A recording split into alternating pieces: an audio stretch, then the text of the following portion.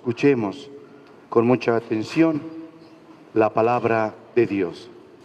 Vamos a fijarnos bien cómo surgen los problemas con la comunidad apostólica. Veamos bien cómo son perseguidos los apóstoles y empieza la persecución, el rechazo a todo aquello que se hable de Cristo Jesús. Escuchemos. Del libro de los Hechos de los Apóstoles. En aquellos días, los guardias condujeron a los apóstoles ante el Sanedrín, y el sumo sacerdote los reprendió, diciéndoles: les hemos prohibido enseñar en nombre de este Jesús. Sin embargo, ustedes han llenado a Jerusalén con sus enseñanzas y quieren hacernos responsables de la sangre de ese hombre. Pedro y los otros apóstoles replicaron: primero hay que obedecer a Dios y luego a los hombres. El Dios de nuestros padres resucitó a Jesús, a quienes ustedes dieron muerte colgándolo de la cruz. La mano de Dios lo exaltó y lo ha hecho jefe y salvador para dar a Israel la gracia de la conversión y el perdón de los pecados.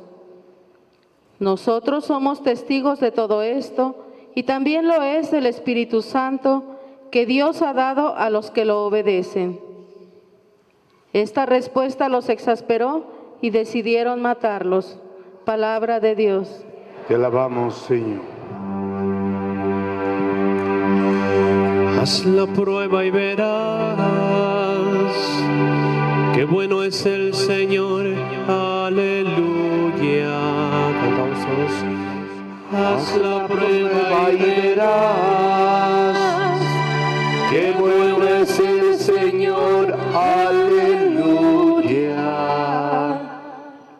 Bendeciré al Señor a todas horas. No cesará mi boca de alabarlo. Haz la prueba y verás qué bueno es el Señor. Dichoso el hombre que se refugia en él. Haz la prueba y verás qué bueno es el Señor. Aleluya. En contra del malvado está el Señor, para borrar de la tierra su recuerdo. Escucha, en cambio, al hombre justo y lo libra de todas sus congojas. Haz la prueba y verás qué bueno es el Señor. Aleluya. El Señor no está lejos de sus fieles y levanta a las almas abatidas. Muchas tribulaciones pasa el justo, pero de todas ellas Dios lo libra. Haz la prueba y verás qué bueno es el Señor. Aleluya. Aleluya. Aleluya. Aleluya.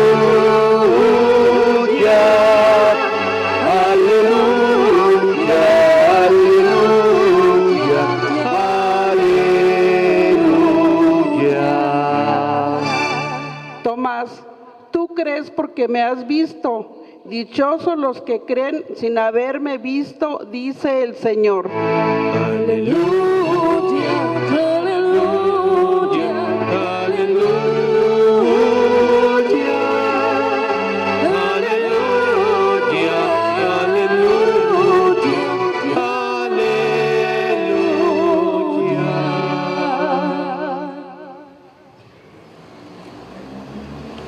Que el Señor esté con ustedes. Proclamación del Santo Evangelio según San Mateo.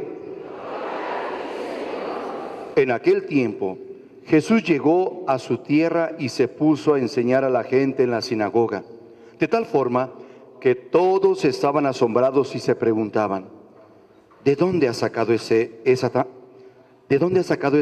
sabiduría y esos poderes milagrosos? ¿Acaso no es este el hijo del carpintero? ¿No se llama María su madre y no son sus hermanos Santiago, José, Judas y Simón? ¿Que no viven entre nosotros todas sus hermanas? ¿de dónde pues ha sacado todas estas cosas? Y se negaban a creer en él. Entonces Jesús les dijo: un profeta no es despreciado más que en su patria y en su casa. Y no hizo muchos milagros ahí por la incredulidad de ellos. Palabra del Señor. Siéntense un momentito, hijos. Celebramos hoy la fiesta de San José Obrero. San José Obrero, la figura, el hombre que crió a Cristo Jesús, su padre nutricio. Hoy pues que celebramos esta, digamos, esa devoción para poder ver un aspecto de la vida de San José, el hombre trabajador, el obrero. Hoy en ese día pues los trabajadores han querido tenerlo como patrono por esa vida que llevó de un hombre trabajador, un hombre recto, honesto, justo, sincero, un hombre cumplidor a la voluntad de Dios. Viendo pues esta vida de San José, el que nos habla, pero veamos, si celebramos hoy la fiesta de San José, ¿por qué aparece la figura de Cristo Jesús? Por una razón. En primer lugar, San José, no hay ninguna escena en el Evangelio en el cual San José diga una palabra. No la hay. Aparece la figura de José, pero él nunca habla. ¿Y por qué no habla? Porque Dios, en su gran e infinita sabiduría, quiere presentarnos la figura de un hombre en silencio, cumplidor de la voluntad de Dios. Un hombre callado y que cumplió fielmente lo que Dios le había encomendado. Y hoy lo que presentamos es la figura de Cristo Jesús, quien fue formado, educado, a quien se le enseñó a trabajar con sus manos, a ganarse el pan con el sudor de su frente, a saber ser responsable de un hogar. Fíjense cómo lo formó San José. Vayamos a lo siguiente. San José muere cuando tiene unos 45 años, 46 años de edad. Es la edad que se calcula que murió San José. Y Cristo Jesús quedó huérfano a los 15 años de edad. De manera que Cristo duró 15 años trabajando en la carpintería, atendiendo a su madre, sacando el hogar de Nazaret adelante.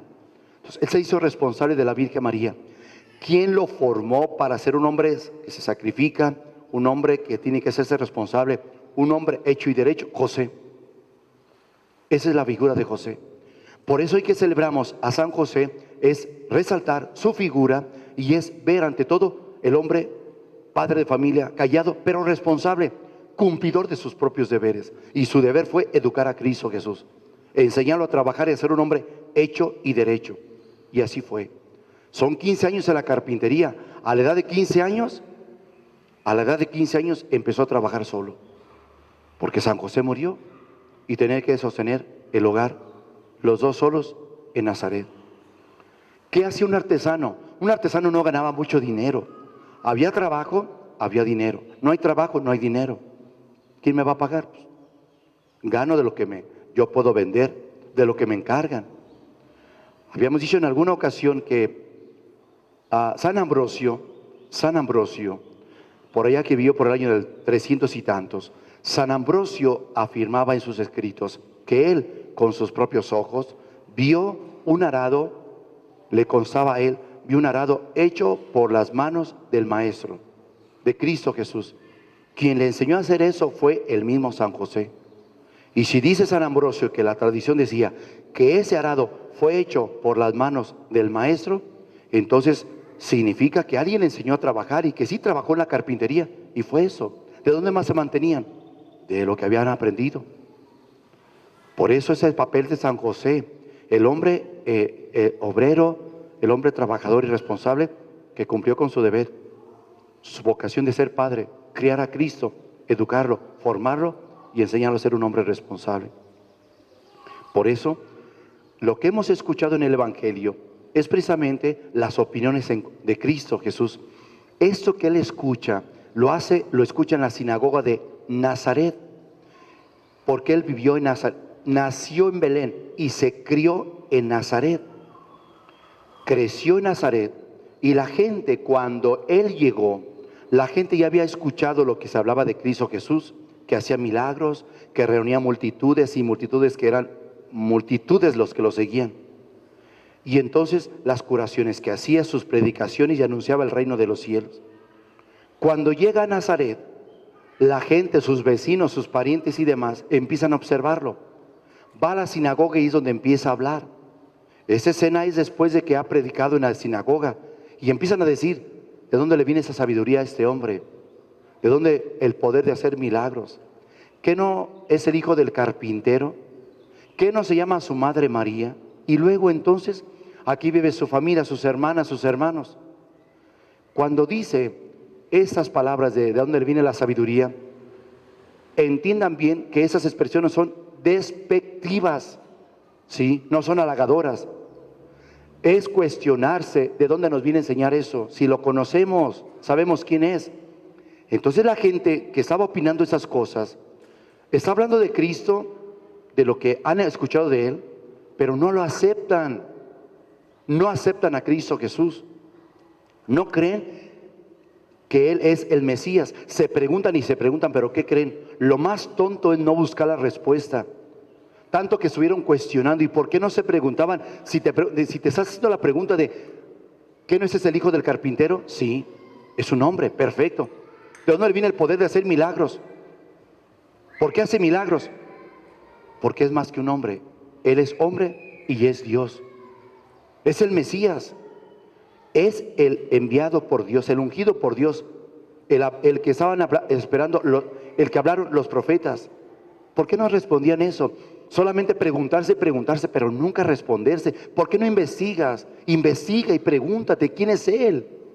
¿No que tanto están esperando al Mesías? Si están esperando al Mesías, entonces cuestiónate quién es Él. No. Eso es solamente tirar y atacarlo. ¿Qué pensaban de Él?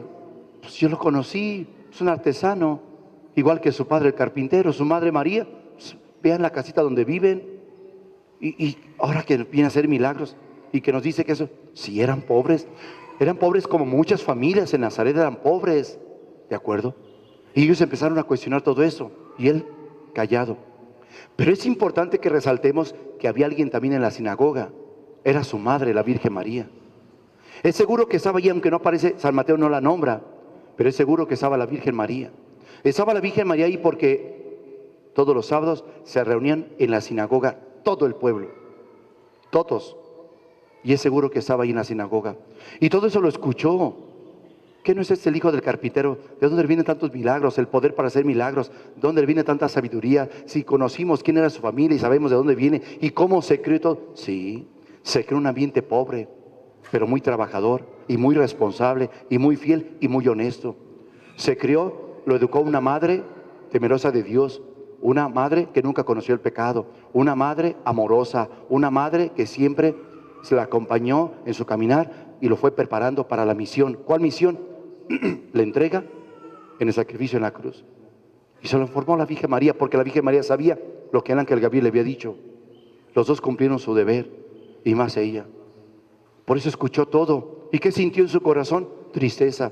Cómo estaban atacando a su propio hijo, de lo que hablaban de su propio hijo. Expresiones despectivas, expresiones de burla, expresiones de decir, ¿yo qué voy a creer en ese?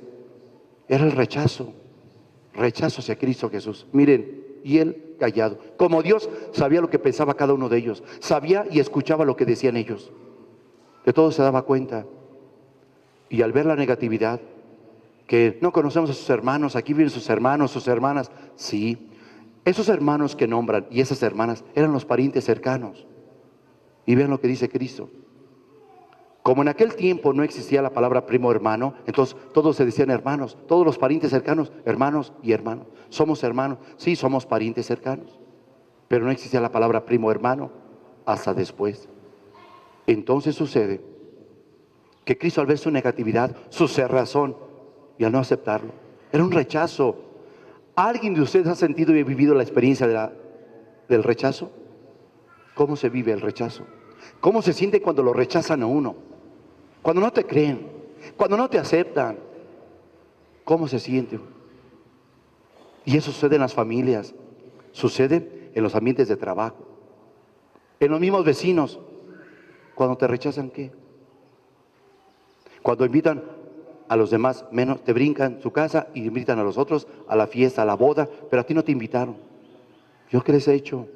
No te quieren, simplemente no te quieren, pero no les he hecho nada, pero no te quieren. Y entonces la gente se siente mal con sus propios hijos. ¿Cómo se sintió la Virgen María al ver cómo rechazaban a su hijo? Todo eso lo sintió Cristo porque era perfecto Dios y perfecto hombre, y como hombre lo sintió y le dolió mucho. Dijo, nadie es profeta en su tierra, nadie es profeta en su tierra, menos con los de su casa y sus parientes. No creen en mí, vámonos. Y dice que no hizo muchos milagros porque no creyeron en él, por la falta de fe. Y se fue. ¿Cómo salió de la sinagoga ante ese rechazo? La iglesia siempre ha sido rechazada, por eso escuchamos en la primera lectura cómo rechazaron a los apóstoles. Les prohibieron hablar en nombre de Cristo Jesús. Y dijo Pedro, pues miren, está primero obedecer a Dios que obedecer a los hombres. Se va a hacer la voluntad de Dios y no lo que ustedes digan. Y planeaban cómo matarlos. Y va a empezar la persecución en la iglesia. Después de eso, comienza la persecución. Atacar a la iglesia, atacar a los apóstoles, acabar con ellos, atacar a todo el que crea que en Cristo Jesús, al que hable de Cristo Jesús, atáquenlo, acábenlo, mátenlo, sacrifíquenlo. Son los ataques. Si el maestro fue rechazado, ¿qué se espera de uno? Por eso cuando te rechacen y digas, yo no les he hecho nada, yo no les hice nada, yo soy consciente de que yo no he dado motivo para nada, pero no me quieren y me rechazan. Y así pueden ser tus propios parientes, los de tu propia casa, tus propios vecinos, tus compañeros de trabajo. Pero es que yo, ¿por qué yo no sé, siempre es un afán de estar siempre tirándome. Pero yo digo, ¿y de qué? Yo le he preguntado a uno, ¿por qué me rechazas? Pues no más. Y así puede ser en el centro de trabajo, que pues no más, me caes mal y se acabó. ¿Pero por qué si no te di motivo? ¿Me caes mal? O el vecino, ¿pero qué le he hecho para que usted me trate así? Aquí no lo queremos. ¿Pero por qué? Aquí he crecido y demás. Pues nos cae mal, porque envidia o qué es lo que pasa. Tantas cosas que suceden. Termino diciendo una cosa. Hoy se sigue rechazando a Cristo Jesús. Hoy se le sigue rechazando. Hoy se sigue rechazando el abrazo del amor de Cristo, de quienes no lo quieren. Dentro de la iglesia se sigue rechazando. Nosotros mismos, y cuando no nos acercamos a Él, cuando no lo comulgamos, lo seguimos rechazando. Lo seguimos rechazando. ¿Cuánta gente se cuestiona acerca de la presencia de Cristo en la Sagrada Eucaristía? ¿Cuántos? Se cuestiona, ¿estará ahí? Y no nos preguntamos, ¿por qué se quedó presente en la Sagrada Eucaristía? Porque es Dios, es el poder de Dios, así de fácil. ¿Por qué se hizo hombre? Porque es Dios. ¿Cómo se encarnó en el vientre purísimo de la Virgen María? Porque es Dios, y ese es el poder de Dios, el que actúa. Ponle un pero al poder de Dios, es engañarnos. A pesar de que a Cristo lo rechazaron, siguió con el plan de salvación de Dios y llegó a entregar su vida para salvarnos y está vivo. A pesar de que la iglesia ha sido perseguida, como es el caso de los apóstoles, en tantos siglos, la iglesia sigue viva. Y por cada uno de los que creemos, la iglesia sigue viva. Miren, por uno que al final de los siglos, cuando venga el juicio final, por uno que crea, es la iglesia. Porque formamos la iglesia cada uno de los bautizados. Por una persona que crea en Cristo Jesús, esa es la iglesia. Y la iglesia nunca va a ser destruida. Nunca, nunca va a ser destruida. ¿Por qué? Porque Dios nunca va a perder. Dios nunca va a perder. Aunque veamos que el pecado se extiende, Dios nunca va a perder. El bien siempre triunfará sobre el mal, siempre. Así es de que, si nos rechazan, si nos atacan, nos condenan, nos hacen juicios y demás, y nos difaman y todo lo demás, déjenos. Si al maestro le hicieron lo mismo, y peor todavía, pues, ¿qué puedo esperar yo que me diga? Si en mi trabajo me rechazan, no importa. ¿Me duele? Pues sí, porque soy un ser humano, no soy una piedra. Y lo siento cuando me hacen menos, me rechazan, me atacan, me difaman, injustamente me levantan un falso. Está bien. Si al maestro le hicieron lo mismo, Señor, pues me uno a tu sufrimiento por la conversión de los pecadores y la conversión de esa gente que habló mal de mí. Ese que me difamó, Señor, que me levantó un falso. Me siento tan mal porque todo el mundo me señala y me ve sin deber nada. Pero ese dolor y sufrimiento me uno al tuyo para que le perdones y convierta su corazón del que habló mal de mí. Así de fácil. Donde quiera que sea rechazado, aunque me duela y sufro mucho, Señor, así como tú fuiste rechazado, me uno a tu dolor, mi dolor lo uno al tuyo, y te pido, por quien me difamó, quien aventó la piedra y escondió la mano, para que convierta su corazón, que se arrepienta, yo le perdono. De lo demás Dios se encarga. Eso es lo que hoy tenemos que ver. Cristo sigue siendo rechazado por los hombres y buscan cómo difamarlo, así como en este caso lo presentaron solamente un simple hombre y no como Dios, porque eso fue lo que dijeron. Es el hijo de José, es el hijo de María, es el hijo del carpintero. Sí, de simples hombres, pues ¿qué puede ser más de ahí? No pasa de ser un simple hombre. Se equivocaron. ¿Cristo es hombre? Sí, pero también es Dios. Perfecto Dios y perfecto hombre. Es el Dios hecho hombre que vino al mundo para salvar. Póngase de pie.